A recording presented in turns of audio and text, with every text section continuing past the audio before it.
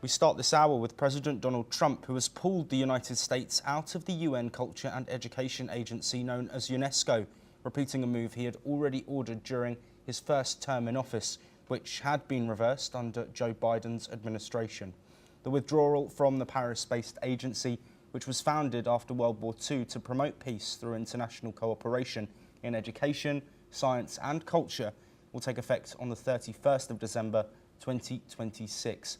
White House spokeswoman Anna Kelly has said that UNESCO's cive culture and social cause are totally out of step with the common sense policies that Americans voted for in November.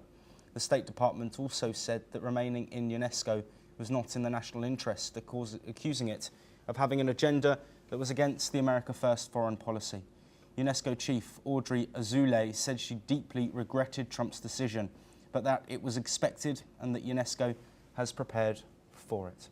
Well, joining us to discuss this move and this announcement, Andrew Latham, a professor of international relations, joining us from Minneapolis in the United States. Andrew, as always, thank you for joining us on the programme. The UN says this move was expected, but how big of a step is this from the Trump administration? Well, in and of itself, it's probably not all that consequential, but seen as part of a bigger picture, it's quite revealing. And it's revealing in two senses. On the one hand, this really is UNESCO and the entire rules-based international order that was constructed after World War II and really globalized after the Cold War is not perceived by Trump and his foreign policy blob, if I can put it that way, as being in America's best interest. They really are interested in re-engineering the world order so that the Americans have more skating room, more leverage, more power. They're not constrained by these international organizations in quite the same way as they have been, or they perceive that they have been. So that's at the level of geopolitics. And then there's the domestic politics dimension to this as well. Trump, as you know, is in trouble in various regards with respect to his MAGA base. And this is something that is likely to resonate with powerful elements of that base, who look at anything that begins with the letters UN as a bad thing. And anytime the United States can end its membership or find a way to work around its membership, is going to be welcomed by that part of the MAGA base. And so we can see Trump using this, I think, as a means of repairing some damage that was done recently with respect to the Epstein file and things like that. But also there is a sound sovereigntist, restrainer, geopolitical dimension to this as well. And when you put those two things together, this is a powerful movement. Yes, and Andrew, I want to look at the significance of UNESCO itself, of course set up after World War II, looking at peace. Is there a symbolic message being sent here, maybe unintentionally by the Trump administration, through withdrawing for a second time?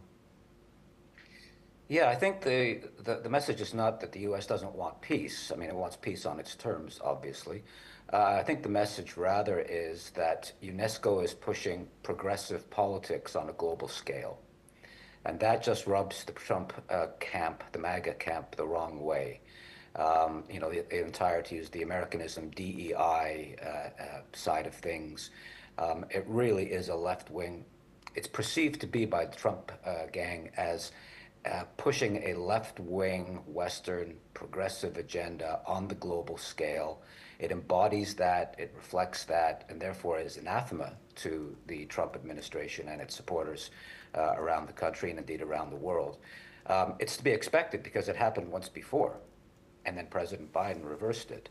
And who knows what the next administration will do if it's a Democratic administration. But this move is entirely consistent with the DNA, political DNA of both Donald Trump and the MAGA movement. Yes, absolutely. Andrew, if you do stay with us, we're going to move away directly from this, but look towards tariffs with, of course,